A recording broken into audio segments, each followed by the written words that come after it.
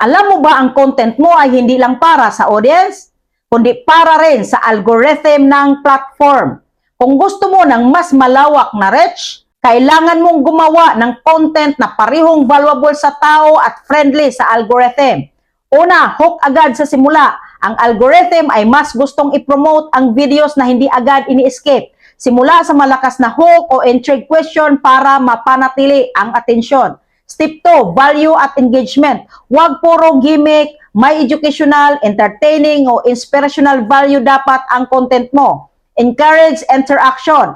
Comments, like, share, mas pinapakita nito sa algorithm na relevant ang content mo. Step 3, optimize for retention. Panatilihing concise at structured ang video. Gumamit ng captions, visual cues at clear pacing para hindi mabore ang viewers. Step 4, consistency and tasting. Regular na posting ay nakakatel sa algorithm na active ka. Subukan ang iba't ibang formats at topics para malaman kung ano ang best performing content. Kapag pareho mong pinapahalagahan ang audience at ang algorithm, hindi lang lumalawak ang reach mo, nag-grow din ang engagement at trust sa content mo.